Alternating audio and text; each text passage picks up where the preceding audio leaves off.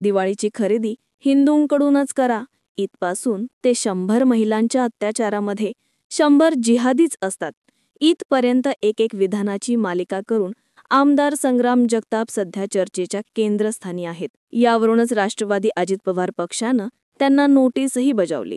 त्यानंतरही आमदार संग्राम जगताप थांबले नाहीत. मग इतक्या बेधडकपणे आमदार संग्राम जगताप वक्तव्य करत होते जे कुणालाही न घाबरता कुणालाही न जुमानता त्यांनी वादग्रस्त वक्तव्यांची मालिका सुरू केली. परंतु याच संग्राम जगताप हे देखील एका हत्येच्या कटाच्या गुन्ह्यामध्ये अडकले होते. नुसते अडकलेच नाही तर त्यांना या प्रकरणामध्ये जेलमध्ये जावं लागलं. ते एकटेच नाही तर त्यांच्या कुटुंबातील त्यांचे वडील हे त्यावेळेस विधान परिषदेवर आमदार होते, त्यांना देखील यामध्ये जेलमध्ये जावं लागलं. इतकंच नाही तर संग्राम जगताप यांचे सासरे भाजपचे आमदार यांना देखील या प्रकरणामुळे अटक करण्यात आली होती.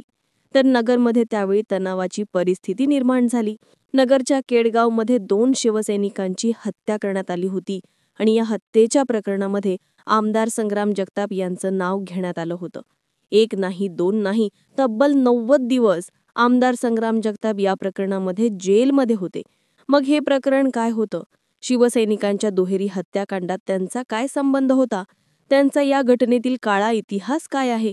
तेच आजच्या व्हिडिओच्या माध्यमातून आपण पाहणार आहे. या प्रकरणाची सुरुवात झाली होती 2018 मध्ये. नगरच्या केडगावमध्ये पोटनिवडणूक लागली आणि या पोटनिवडणुकीचं कारण ठरलं होतं ते काँग्रेसचे संदीप खोतकर यांना एका प्रकरणामध्ये जन्मठेपेची शिक्षा झाली आणि त्यांची जागा रिक्त झाली. मग या जागेवर पोटनिवडणूक झाली. या पोटनिवडणुकीत काँग्रेसने त्यांचेच बंधू असणारे विशाल खोतकर यांना तिकीट दिलं आणि पूर्ण ताकद आपली पणाला लावली.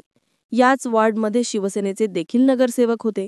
म्हणून शिवसेनेचे तत्कालीन माजी आमदार असणारे अनिल राठोड यांनी देखील या निवडणुकीमध्ये उडी घेतली आणि त्यांनी देखील ही निवडणूक प्रतिष्ठेची करून टाकली. संपूर्ण अस्तित्वाची लढाई असणारी ही निवडणूक पूर्ण बनवून गेली. शिवसेनेकडून अनिल राठोड यासोबतच शिवसेनेचे उपशहर प्रमुख संजय कोतकर आणि वसंत डुबे एका बाजूला तर दुसरीकडे होते आमदार संग्राम जगताप, आमदार अरुण काका जगताप आणि आमदार शिवाजी कर्डिले. या दोन्ही गटांमध्ये ही प्रतिष्ठेची लढाई सुरू झाली होती. प्रचंड प्रचार झाला होता आणि मतदानाच्या दिवशी या दोन्ही गटांमध्ये प्रचंड वादावादी झाली. तर पुढे दुसऱ्याच दिवशी या प्रकरणाचा निकाल लागला आणि 7 एप्रिल 2018ला संजय कोतकर आणि वसंत डुबे हे दोघेही आपल्या दुचाकीवरून केडगाव परिसरातून जात होते. ही वेळ संध्याकाळची होती आणि यावेळेस त्यांच्यावर 10 ते 15 जणांनी हल्ला घडवला. या हल्ल्यामध्ये त्यांच्यावर बेचूट गोळीबार करण्यात आला, त्यांच्यावर गोळ्या झाडण्यात आल्या आणि त्यानंतर त्यांच्यावर चाकूने वार देखील करण्यात आले. या हल्ल्यामध्ये या दोन्ही शिवसैनिकांचा जागीच मृत्यू झाला आणि त्यानंतर नगरमध्ये प्रचंड तणावाची परिस्थिती निर्माण झाली. यातील संजय कोतकर यांच्या मुलानं तात्काळ पोलीस स्टेशन गाठत तिथं त्यांनी तक्रार दाखल केली की निवडणुकीमध्ये राजकीय गटाला मदत केल्यामुळेच माझ्या वडिलांची आणि वसंत डुबे यांची हत्या करण्यात आली आहे. मग त्यानंतर पोलिसांनी देखील यामध्ये अनेक नावं घेतली, ज्यामध्ये आमदार संग्राम जगताप, आमदार अरुण काका जगताप, आमदार शिवाजी कर्डिले यांची देखील नावं घेऊन त्यांच्यावर देखील गुन्हा नोंद करण्यात आला. या प्रकरणामुळे शिवसैनिक देखील मोठ्या प्रमाणात आक्रमक झाले.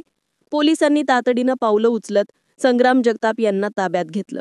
संग्राम जगताप यांच्या अटकेची बातमी वाऱ्यासारखी नगरमध्ये पसरली आणि पुन्हा त्यांच्या समर्थकांनी SP ऑफिसमध्ये गर्दी करायला सुरुवात केली. SP ऑफिसमध्ये मोठ्या प्रमाणात गर्दी झाली, मोठा गोंधळ झाला आणि जळजळही झाली. SP ऑफिसमध्ये तोडफोड देखील सुरू झाली. यावेळी संग्राम जगताप यांच्या कार्यकर्त्यांनी संग्राम जगताप यांना खांद्यावर उचलून SP ऑफिसच्या बाहेर सुद्धा नेलं होतं. या प्रकरणामुळे तेव्हा पोलिसांवर अनेक प्रश्न देखील उपस्थित करण्यात आले होते. यावेळी ज्या कार्यकर्त्यांनी अशा प्रकारचा धडाधड केला होता अशा 100 ते 150 जणांवर गुन्हे देखील नोंद करण्यात आले आणि अखेर संग्राम जगताप यांना देखील खुनाच्या अटकेमध्ये सहभागी असल्याच्या आरोपाखाली अटक करण्यात आली. त्यासोबत त्यांचे वडील यांना देखील अटक झाली, तर त्यांचे सासरे शिवाजीराव कर्डिले यांना देखील या प्रकरणामध्ये अटक करण्यात आली होती. एकाच खुनाच्या आरोपाखाली 3 आमदार आणि तेही एकाच कुटुंबातील असणाऱ्या यांना अटक करण्यात आली होती आणि यावरूनच नगरमध्ये मोठी तणावपूर्ण परिस्थिती निर्माण झाली. यावरूनच आमदार संग्राम जगताप यांची रवानगी ही संभाजीनगरच्या हडसोल जेलमध्ये करण्यात आली. त्यानंतर संग्राम जगताप जवळपास 90 दिवस म्हणजे 3 महिने जेलमध्ये होते. या प्रकरणासाठी मोठा दबाव वाढत होता, म्हणून या प्रकरणाचा तपास हा CIDकडे वर्ग करण्यात आला आणि तब्बल 3 महिन्यानंतर CIDने एक कोर्टामध्ये अहवाल सादर केला, ज्यात त्यांनी सांगितलं की जगताप यांच्या विरुद्ध खुनाच्या कटात सामील असल्याचा, सहभागी असल्याचा कुठलाही ठोस पुरावा मिळाला नाही आणि त्यामुळे कुठलाही पुरावा न मिळाल्याने कोर्टाने संग्राम जगताप यांना जामीन दिली. त्यानंतर संग्राम जगताप हे जेलच्या बाहेर आले. त्यानंतर संग्राम जगताप हे आता राजकारणातून संपले, ते आता निवडणूक लढवणार नाहीत अशा चर्चा होऊ लागल्या. परंतु त्यानंतर म्हणजे 2019च्या विधानसभा निवडणुकांमध्ये ते रणांगणात उतरले आणि राष्ट्रवादी काँग्रेसच्या वतीनं त्यांनी निवडणूक लढवत इथून विजय देखील मिळवला. जेलमधून बाहेर आल्यानंतर संग्राम जगताप यांनी राजकारणाची दुसरी इनिंग सुरू केली.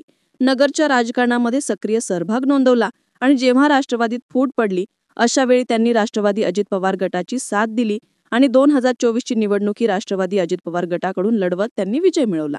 असे संग्राम जगताप हे गेल्या 3 टर्म या मतदारसंघातून आमदार आहेत.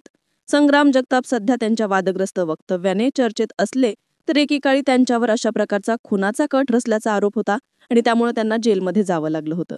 ही माहिती तुम्हाला कशी वाटली ते कमेंट करून नक्की सांगा. YouTube चॅनल नक्की सबस्क्राईब करा. धन्यवाद.